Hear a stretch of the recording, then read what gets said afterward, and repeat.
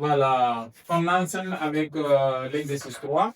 Et dans l'exercice 3, on demande de résoudre dans R l'équation arbre TH de x égale à arbre CH de 1 sur x.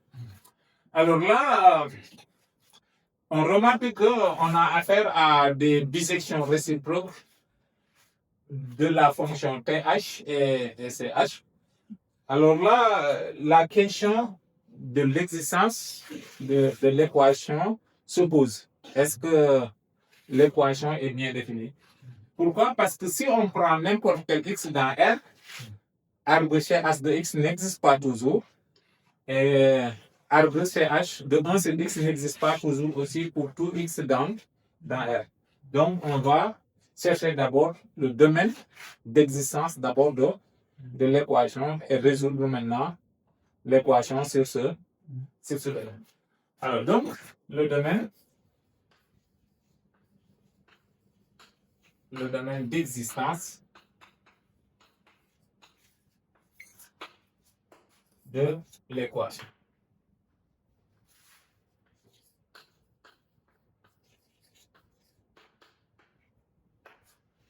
Alors, ici, on sait que arbre TH est une fonction qui est définie de moins 1 à valeur dans R et arbre CH est défini de 1 à plus l'infini à valeur dans 0 plus l'infini. Donc, pour que cette équation-là existe, il faut que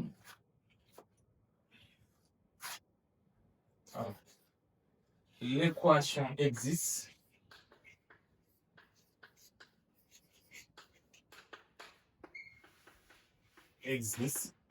si et seulement si. Alors, le x doit être dans le domaine de définition de arbre TH qui est moins 1, et le 1 sur x doit être dans le domaine de définition. 1 sur x doit être dans le domaine de définition de 1 jusqu'à plus l'infini. Et là, on voit que si 1 sur x appartient à 1 jusqu'à plus l'infini, avec ce même nombre est positif. Et comme c'est positif, alors le x aussi doit être positif. Donc ce système-là va entraîner que moins 1 inférieur à x qui est inférieur à 1. Et ici, le x doit être aussi strictement positif. Et c'est aussi inférieur à 1. On l'a ici parce que ça aussi, si 1 sur x est supérieur à 1, x aussi est inférieur à 1. On l'obtient ici, mais le x doit être positif. Le x ne peut pas être négatif. Parce que si x est négatif, cette quantité-là ne peut pas être dans cet ensemble-là. Et là, ça entraîne que x doit appartenir à l'intervalle 0 et 1. Alors, donc, au lieu de résoudre l'équation dans R, on va le résoudre dans 0, 1. Soit alors x appartient à l'intervalle 0, 1. On a arbre TH de x égale à arbre CH de x entraîne ou bien équivalent. Donc, on applique la bijection réciproque de l'arbre tangente qui est TH. Et si on applique ça, ça fait x égale à TH, c'est tangente hyperbolique de arbre CH plus 1 sur x. 1 sur x. Mais la tangente hyperbolique, c'est sinus hyperbolique sur cosinus hyperbolique. C'est équivalent à x égale à, ici c'est h de arbre CH de 1 sur x, le tout sur CH appliqué à arbre CH, c'est x, et donc on obtient 1 sur x. Et comme x est strictement positif, on peut simplifier d'accord, les x. Ça, c'est équivalent à 1 égale à SH arbre CH de 1 sur x. Alors là, la simplification, ça vient du fait que, donc on peut faire un petit rappel là. Donc la clé c'est f moins 1 rond f, c'est aussi égal à f, mettons, c'est l'identité, et aussi, ou bien d'habitude c'est ça qu'on a, est égal à x, et aussi f rond f moins 1 de x aussi, c'est x. Donc, si on a une fonction et sa bijection réciproque, c'est comme ça. Et là, il faut voir que arbre TH, c'est égal à TH, c'est la fonction image réciproque de TH. Et quand on fait arbre CH, c'est aussi CH moins 1. Et donc, on va appliquer ces propriétés-là. Pareil pour le sinus aussi. Hein? Donc, c'est ça qu'on a appliqué. Alors là, on applique TH. Donc, c'est HH. On aura HH ou bien... C'est CH quoi. Oui. Voilà. Et ici, il y a une formule maintenant qui relie SH et gauche H. D'accord? Alors, on passe au carré. Ça c'est équivalent aussi à 1, ou bien ça entraîne, oui, c'est équivalent. Ça, c'est des fonctions qui sont positives. Est égal à h carré de arc CH de 1 sur x. Et ça, il y a une formule qui dit que CH carré de x moins SH carré de x égale à 1. Donc, cette quantité-là, on peut le remplacer par SH carré moins 1.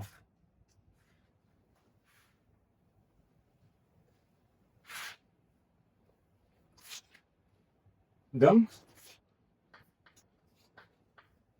1 égale à,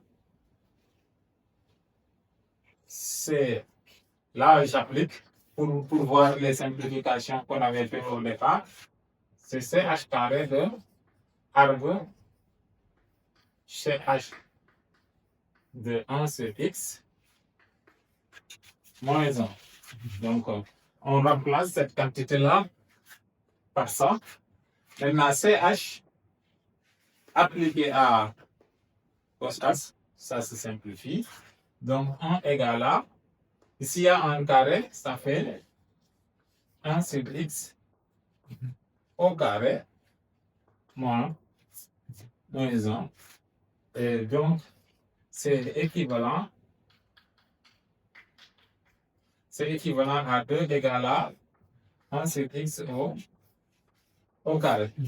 Alors, ça c'est positif, tout est positif, donc on peut passer à la racine carrée. Ça, 1 sur x égale à racine carrée de 2, n'est-ce pas? C'est bon? Et ça, c'est équivalent à x égale à 1 sur racine de 2 qui est égale à racine de 2 sur sur 2. D'accord. Donc, x égale à racine de 2 sur 2. Et il est effectivement dans l'intervalle 0, 0, 1. Donc, c'est bien une solution. Donc, S égale là.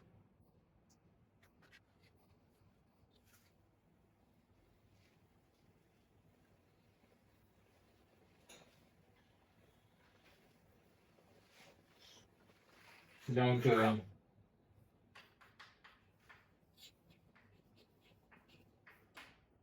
finalement, S égale au singleton, racine de 2 sur 2. Alors là, je suis allé un peu plus vite, d'accord? Parce que pour résoudre ces fonctions-là, on applique les formules. À chaque fois qu'on a CH appliqué à argue, c'est CH de x, c'est toujours x, d'accord? Et pareil aussi, argue, CH appliqué à CH de x aussi, c'est x. Donc, ce sont ces formules-là qu'on manipule pour pouvoir simplifier, pour pouvoir isoler le x avec ces fonctions. On joue sur la fonction et sa bijection réciproque. Voilà. C'était ça l'exercice.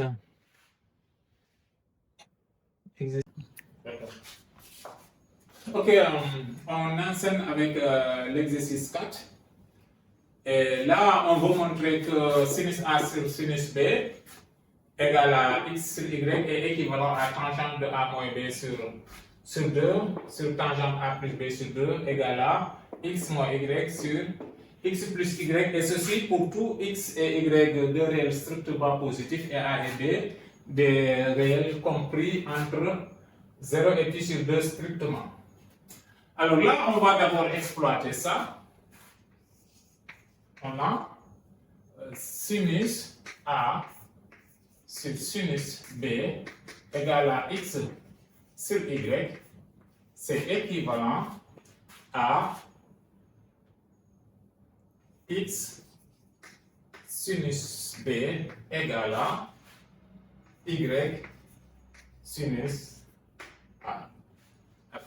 La justification, donc l'implication dans ce sens-là, c'est toujours vrai, mais l'autre implication n'est pas toujours vraie. Parce que pour que l'autre implication soit toujours vraie, il faut pouvoir diviser par y et diviser par b. Mais par hypothèse, si B est entre 0 et pi sur 2, sinus de b est non nul, et y est un nombre strictement positif, car le sinus de b est différent de 0, quel que soit A, B appartenant à 0, pi sur 2, et le y est lui strictement positif. Donc on peut diviser, on n'a pas de problème, les implications, ça marche. Alors, comme A peut aussi s'écrire sous la forme A plus B sur 2 plus A moins B sur 2, et B, on peut l'écrire aussi comme A plus B sur 2 moins A moins B sur 2, alors on peut remplacer dans l'autre équation. On obtient alors,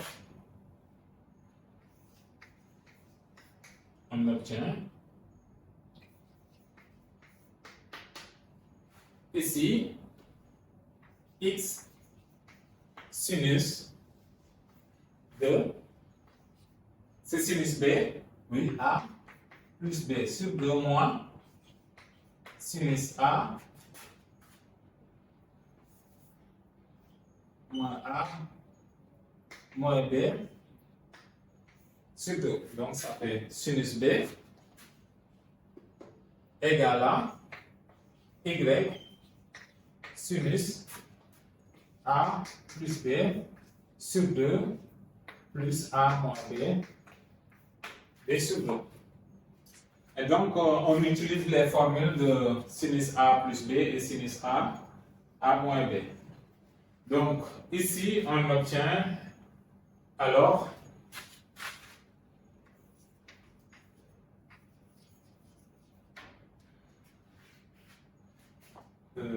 x parenthèse sinus A plus B sur 2 cos A moins B sur 2 moins sinus A moins B sur 2 cos A plus B sur 2 égale, donc sinus A moins B, c'est sinus A cos B, ainsi de suite, égale à Y, parenthèse, sinus A plus B sur 2, cos A moins B sur 2, et là c'est plus sinus A plus moins B sur 2 cos A plus B sur 2. Et ça donne aussi, là on voit que ce terme-là, on le revoit ici. Donc on regroupe ces termes, et ce terme-là, c'est la même chose que ce terme. Donc, on va regrouper ces termes-là à gauche et ces termes-là à droite. Mais on factorise par, on développe par ici. Ce qui donne x, celui-là, sinus A plus B sur 2, cos A moins B sur 2. Donc, y fois ça, et on transpose, ça devient moins y sinus A plus B sur 2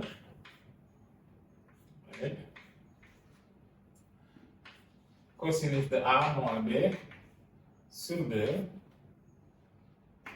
égale, donc ça on le transpose de ce côté, ici c'était Y, donc il y a plus ici, on transpose celui-là, ça devient encore plus. Bon, c'est un facteur commun, on peut factoriser, on aura x plus y facteur de sinus A moins B sur 2 cos A plus B sur 2. D'accord? Et là aussi on factorise, ça donne x moins y sinus A plus B sur 2 cosinus A moins B sur 2 est égal à x plus y sinus A moins B sur 2 cosinus de A plus B sur 2. Donc, ça, c'est équivalent à ça. Finalement,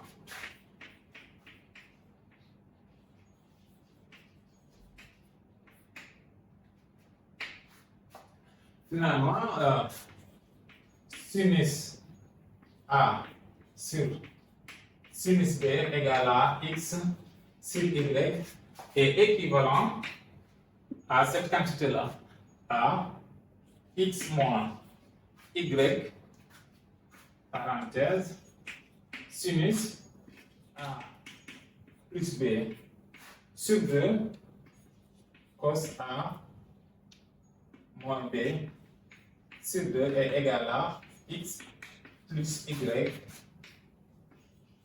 sinus A moins B sur 2 cos A plus B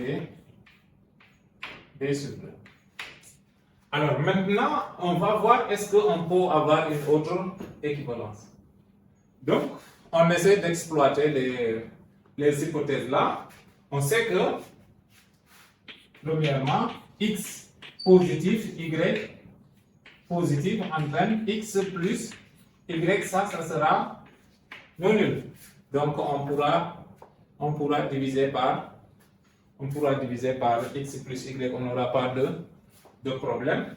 Et la deuxième situation, c'est que, alors, 0 strictement inférieur à A, strictement inférieur à pi sur 2, et 0 inférieur à B inférieur à pi sur 2, ça entraîne, donc on a deux résultats possibles. Le premier résultat, c'est que A plus B est compris entre 0 pi. 0 et pi. A plus B appartient à 0 pi. Et A moins B appartient à Moins pi sur 2 pi sur 2. Ouvert. A moins B appartient à moins pi sur 2 hein? Ouvert.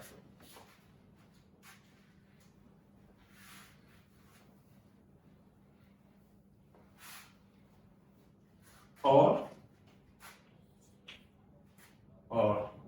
A plus B appartient à l'intervalle 0 pi, ça va entraîner, on va diviser par quoi? Par celui-là. Hein?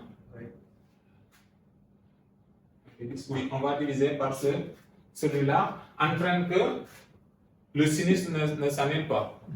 Hein? C'est bon. N'est-ce pas?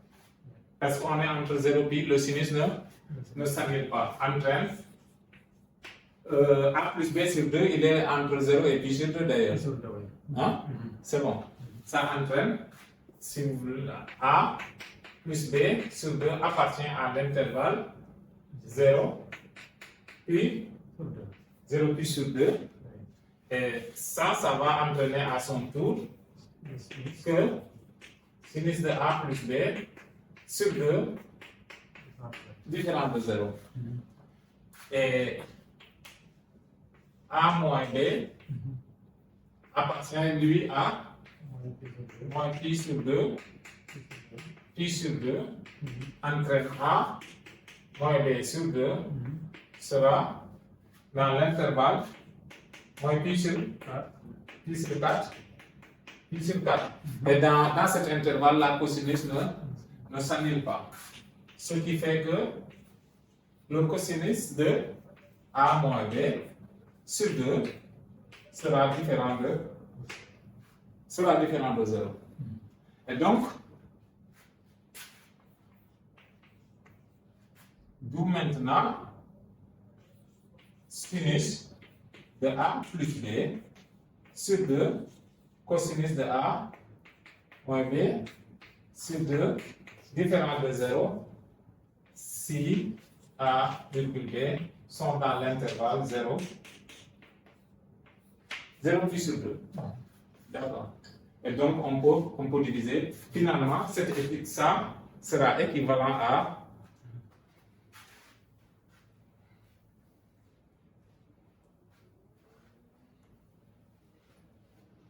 ce qui montre que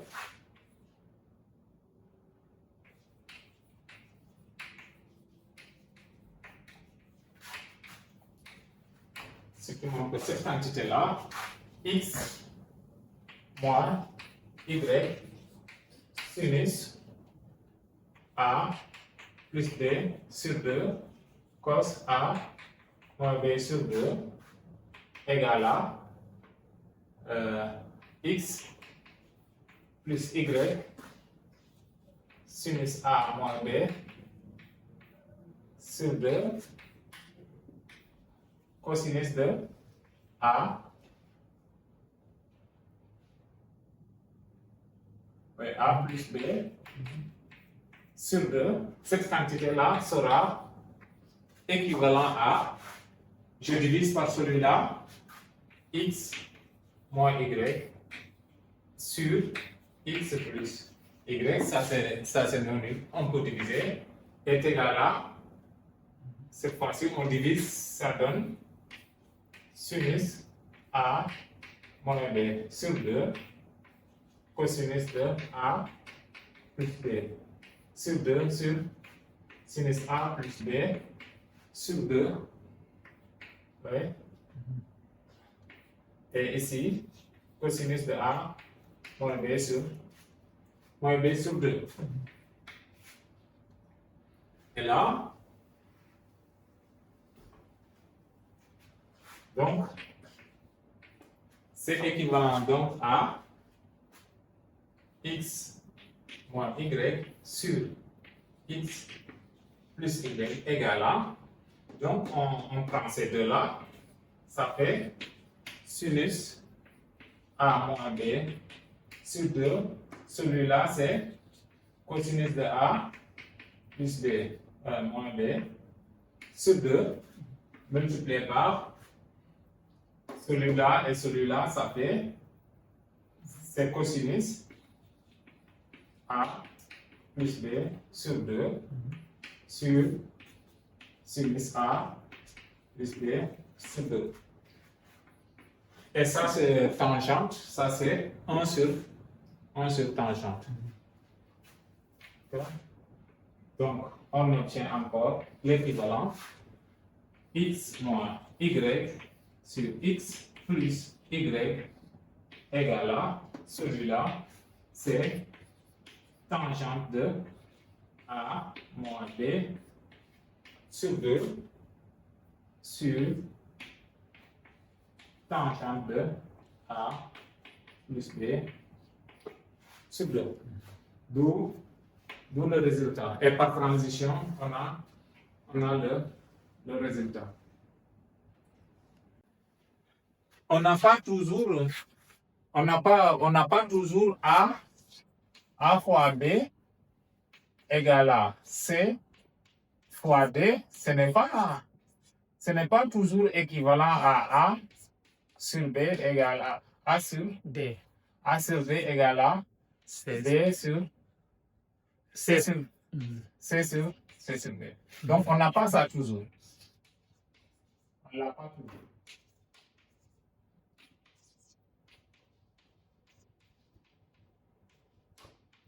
Donc, il faut toujours créer les conditions pour. Donc, il faut donc exploiter les hypothèses pour pouvoir passer l'équivalent. D'où les hypothèses les hypothèses de l'exercice x positif, y positif et a, b dans l'intervalle 0, 0,2. Donc ces hypothèses-là, c'était juste pour pouvoir faire l'équivalence, ce produit-là et ces quotients-là. Donc l'une de cette implication, c'est toujours vrai, mais l'autre implication n'est pas toujours vraie. Donc pour avoir l'autre implication, il faut des conditions supplémentaires pour pouvoir l'obtenir. Et voilà donc ce qui achève la démonstration.